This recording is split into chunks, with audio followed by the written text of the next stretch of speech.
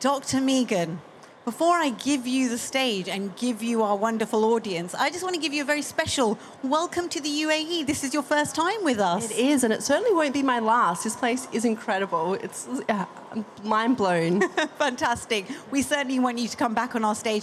And I'm just going to say, before we begin, there is a lot of misinformation across the health span, but especially when it comes to gut health. It's a hot potato, but a lot of misinformation out there. Yeah, I couldn't agree more, and that's why I went into more, science translation, where I, put messages out on YouTube and social media to try to dispel a lot of those myths, because it is a landmark scientific discovery, right? Gut health is very exciting, but, like you said, there's many myths around it. And that's why we have the international experts gracing our stage to give us the accurate information. Dr. Megan, the stage is yours. Please give her a big round of applause. Thank you, everyone. It is an absolute honour to be here to talk to you about a topic that clearly is taking the scientific world by storm, but also a topic that I actually see in my own clinical practice starting to transform both my patients' and clients' lives. Now, before we dive into gut health, I thought it's important we take a step back and just think about actually what is gut health. So by definition, it is this 9-metre digestive tract that essentially delivers food from entry all the way to exit. Now, that 9 metres is incredibly important for 3 key areas. The first one being an obvious one, we all know it. If you don't have good gut health, no matter how healthy the food you put into your body is, it's not going to get from that hollow tube into your blood system to feed all of your organs. No brainer. The second one, I think COVID-19 brought a lot more interest in this space, the fact that 70% of our immune system lives in the gut. And that's certainly why we see people with better gut health also have more resilient immune systems, which we'll touch on more. But it's really this third element, which is certainly the area of my team at King's College in London's focus and research, but what's really brought the fame to this whole concept of gut health, and that is those trillions of microorganisms that call that 9 metres home. In fact, most of those microbes really are concentrated in that final 1.5 metres, known as the large intestine. So let's delve into the power of the microbiome. Now, depending on your own personal or professional experience, you might appreciate it is like an ally, or maybe it's more of an enemy for you. If it is the latter, then hopefully by the end of this talk, you'll know some of the new interventions and some things that you can try personally to kind of turn that relationship around and make sure this new scientific discovery very much is working as an ally for you. Now, in terms of the gut microbiome, it's not just bacteria. Yes, that is the key microorganism we're always talking about, but actually we've got a virus component called the virome, and we also have a fungal component called the microbiome. So there's all these different types of microorganisms that actually are synergistically working together to look after you, if you look after it.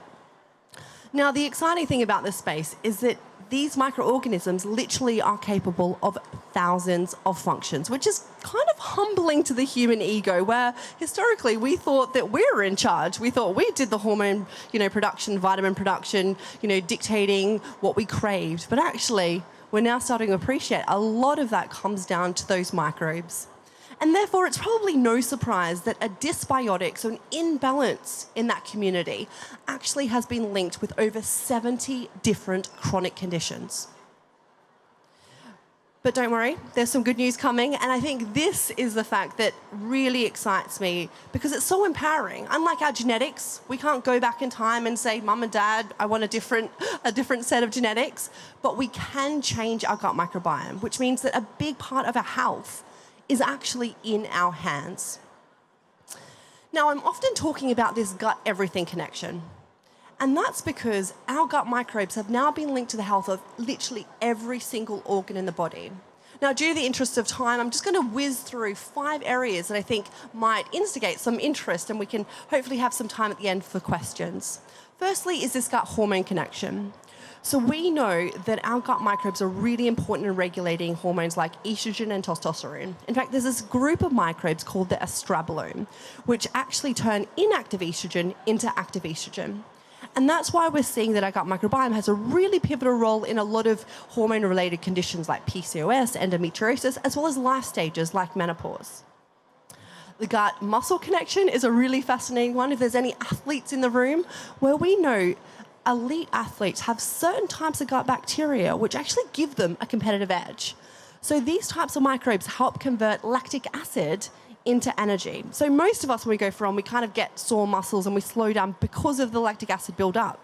But these people have microbes that digest it for them so they can keep running, but also fuel them, right? So I think we probably want some of those microbes. I certainly do. The gut-skin axis, like who doesn't want better skin? So there's this two-way connection between our gut and our skin. In fact, we don't just have trillions of bacteria in our gut, we have billions of bacteria on our skin. And they're constantly communicating, and things like, psoriasis, eczema, acne, all of these things is down to that two-way connection.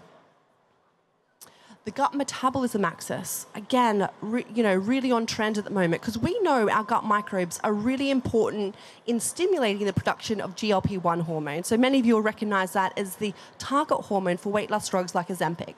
So again, we know that if you really want to, focus on weight management, targeting your gut is a great place to start. And then, of course, this gut-brain axis. Now, we've all experienced it. Thoughts up here makes us feel butterflies in our tummy, right?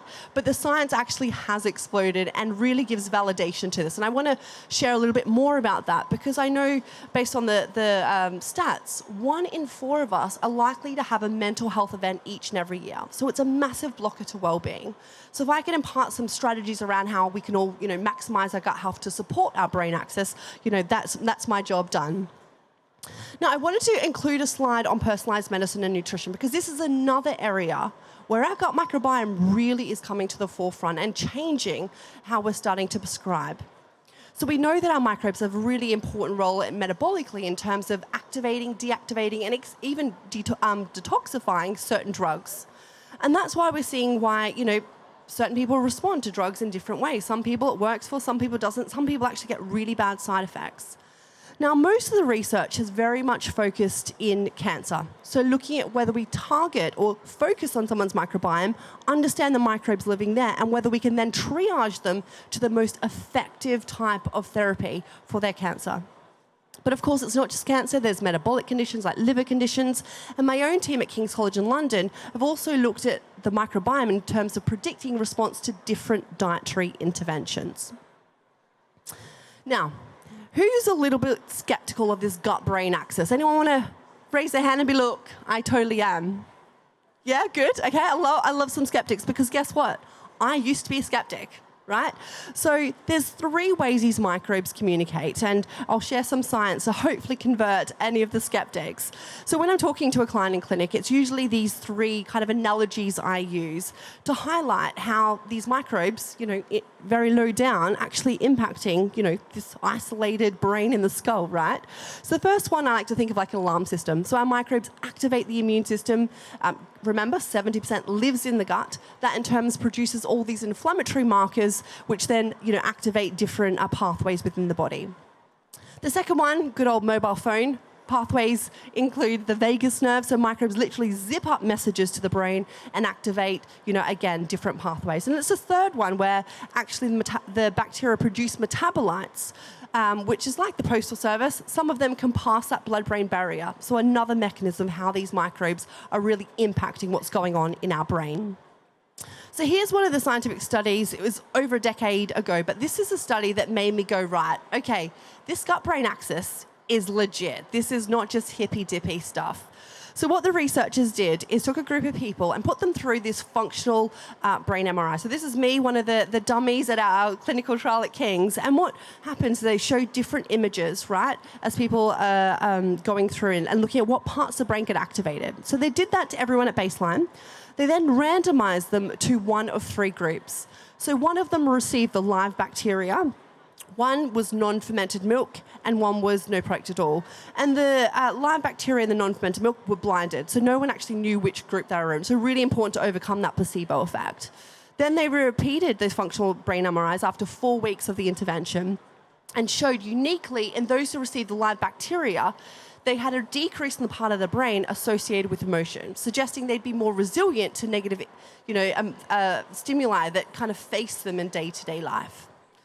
So right there, I think mechanistically, it really shows what's happening here can impact our brain. And since then, there's been many other studies. I want to briefly share the SMILES trial with you because, again, very landmark. And as a dietitian nutritionist, it gave me the confidence to be like, you know what? giving people a gut-boosting diet can clinically improve people's depression. So this study took people with moderate severe diagnosed depression, randomized half of them to a gut-boosting diet, the other half got a befriending type of counseling. Really important to make sure there was no, effect of seeing a clinician. They then assessed their mental health after the 12-week intervention and showed those in the diet group, around a third of them had clinical remission of their depression versus only 8% in the control group. Again, really powerful stuff. But it's not just about, poor mental health. We also know cognitive performance. So I'm sure many high achievers in the room always looking for that extra edge. Again, we see studies that if you start to nourish your microbiome, it can help with mental performance. Now at this stage, who's thinking, oh God, I want to check in on my gut health. Maybe it will, game change my life. So when I was writing my first book, I kind of came up with this 10-question assessment. So you can complete it online, and it scales your gut from 0 to 20 to give you a better idea about where your gut health currently sits. Now, at the end of the talk, I'm going to give you some tips and strategies. So what I recommend, do it now, or, in the break, and then in a month's time after implementing one of the strategies, repeat it again and see how your gut's changed. All right, now looking at nutrition for the gut. So when I was studying nutrition dietetics nearly 20 years ago, we certainly got told that diet had a role in chronic conditions and management, right? We knew that, and it was all through human metabolism. But of course, we've now discovered that food is so much more than feeding human cells. There's this whole other mechanistic pathway, and that's why nourishing the microbiome. And actually, this new insight has started to change some of our dietary guidelines about what we should and shouldn't be eating for health and reducing chronic conditions. Now, it's probably no surprise to many of you in the audience that our microbes' favorite nutrient is fiber, essentially because humans don't have the enzymes to break it down. So remember that 9-meter-long tube? It's mostly undigested when we eat fiber. It gets into that last 1.5 meters where we have those trillions of microbes, and they uniquely have the enzymes to digest the fiber. They produce a range of beneficial things like short-chain fatty acids, some people have started to hear more about, and these are some of the chemicals which, again, act as that postal service. They get into the blood system and start to communicate with different metabolic pathways. Now, just to highlight, I guess, the power of fiber. So amazing paper in Lancet showed that for every 8 grams increase in fiber, we can have a really, measurable impact on people's overall chronic disease risk. And people might be thinking, okay, well, what's 8 grams? So each one of these is 8 grams. Now, who in the audience is probably thinking, oh, God, I'd rather have a shorter life and be unhealthy if I had to eat that is my solution? Yeah, some people are kind of nodding. It's not worth it. I think that's the thing. We've made people think that fiber is really unflavorful and boring. Actually, with a few tweaks, you can make flavor incredibly delicious. In fact, all these recipes on the right have 15 grams of fiber per serve, and that's 50% of your daily requirement. So it's really easy to boost the fiber and the flavor in foods.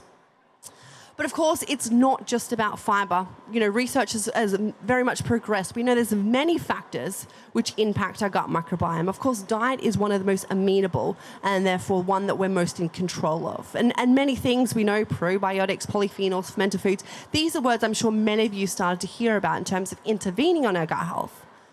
But in truth, anything that goes undigested through that digestive tract essentially can impact our gut microbiome. And that started to change some of our dietary recommendations, where we know things like high protein diets overwhelms the small intestine's ability to absorb it, gets into the large intestine, and starts to do bad things to the microbiome there, as well as food additives. Now, I'll talk more about food additives because our team at King's College London has just published a world-first clinical trial looking actually at some of these food additives historically approved as safe may actually have a negative impact on our guts. Now, we spoke about probiotics. There's many biotic words, and we're only going to hear more, I'm sure. So just to recap on actually what these are to make sure we're on the same page. Probiotics are those live microbes. Prebiotics essentially is the fertilizer for those microbes. Then we've got the synbiotics, which is a combination of the pre and pro because of their synergistic effect. And then, of course, postbiotics, which is a concept where it sounds good. Let's just ditch the probiotics. Let's ditch the prebiotics. Let's just come up with the chemicals they're producing and make them really effective. But unfortunately, so far, the studies have kind of not translated to be as effective as mechanistically we had hoped.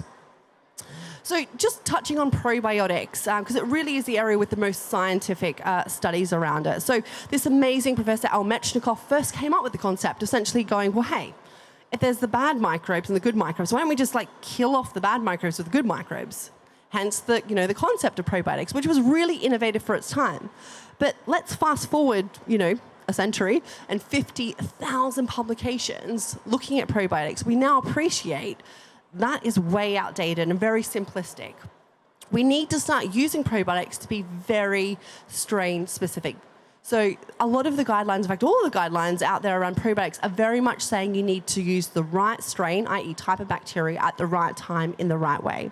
So just to highlight that in the context of cold and flu, right? Who doesn't want to not have a cold and flu? So Cochrane Review, some of you may be aware, this is an independent body where they take all the clinical trials, review what they're all saying, and come up with a conclusion. And they've said that specific types of bacterial strains can significantly reduce cold and flu risk.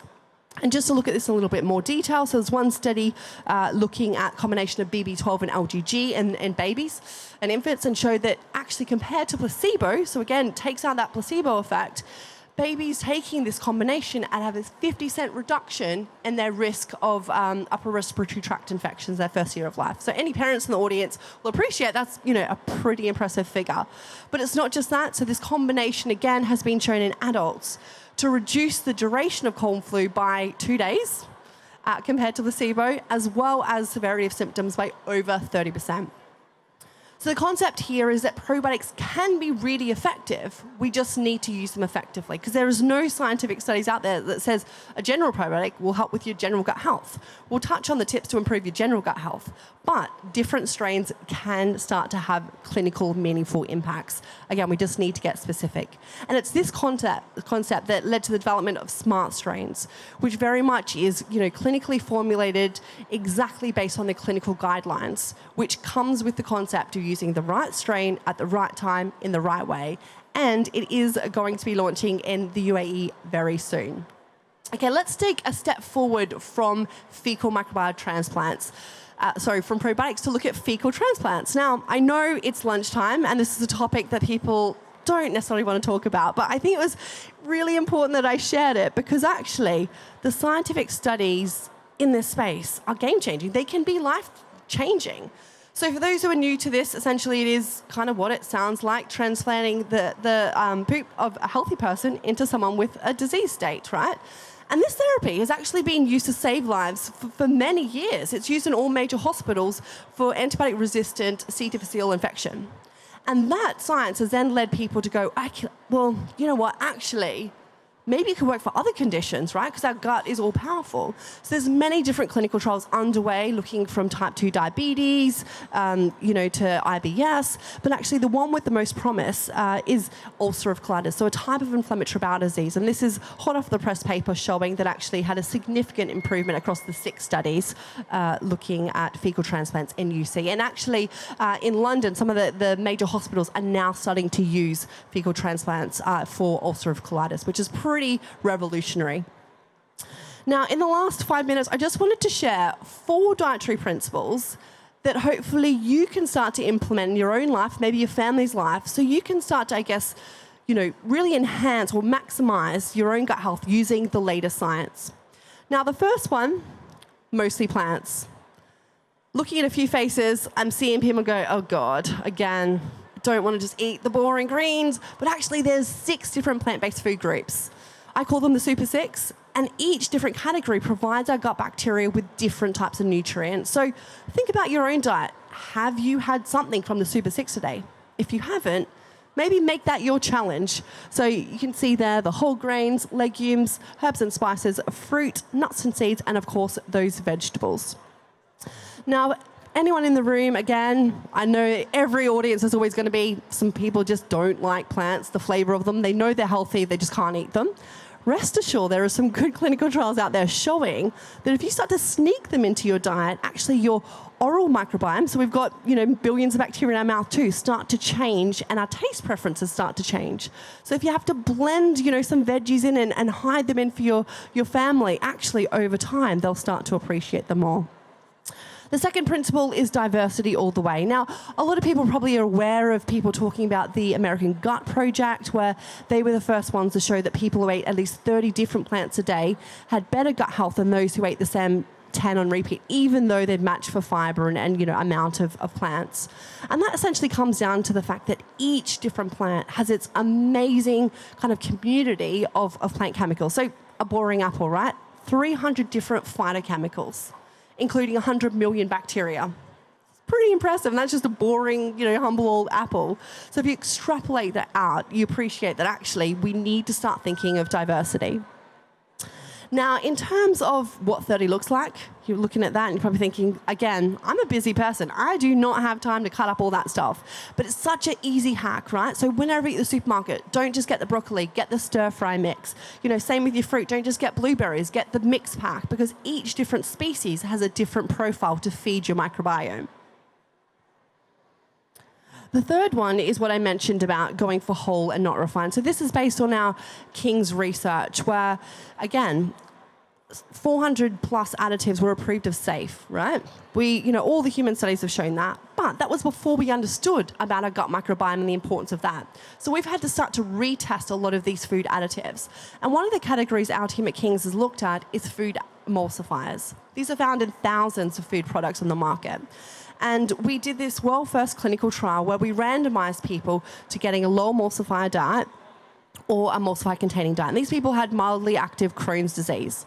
And what we showed, everyone was blinded, by the way, so it was really tightly controlled where we provided all the food. Those who had the low emulsifier diet not only had an improvement in their symptoms, but also their disease severity. So actually, we need to start thinking, and this feeds into the whole ultra-processed food movement, about what we're actually consuming. And the fourth and final one is enjoying fermented food. So things like kimchi and sauerkraut and kefir, we know that these are really beneficial, not just because they contain those microbes, but because actually through that fermentation process, they produce amazing chemicals. So they, for example, in milk, when you add the microbes to it, they turn a lot of those proteins and fats into bioactive chemicals, which do things in the body such as lower blood pressure. So that fermentation process is really effective. And there was a study from Stanford University showing that actually going on a high fermented food diet has significant improvement, not only in microbial diversity in the gut, which is the marker of good gut health, but also in inflammatory markers in the blood. So it can be quite powerful. Now, I know a lot of you have been snapping away, but I thought I'd just give you a nice summary so you think about which of these four that you want to target over the next month. Don't try and do everything at once, because you'll never stick to it. But think about which four that you want to implement, and then again, repeat that questionnaire to see how your gut has actually improved. And again, people often ask, what does a plate look like? So I thought I'd throw that one in there. Now, I don't know if you've got time for questions, but I would love to take some if we do. But someone might jump in and say, no, no, no. No one has? Great. That means we've got time for questions. So any questions in the audience? Brilliant.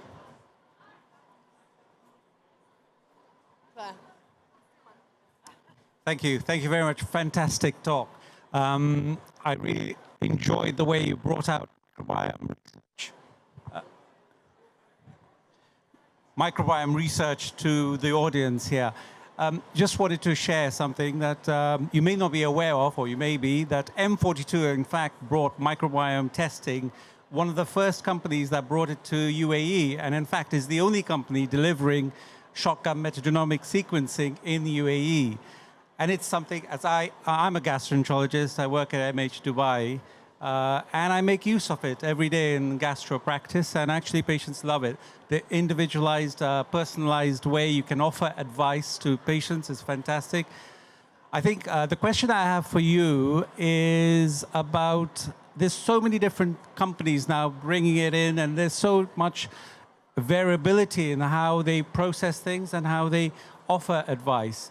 How is it in the UK or elsewhere, where is the standardization going to come in to make it much more easy for patients to access accurate information and accurate advice? Something like how you've presented, I think I absolutely love every bit of it. Thank you.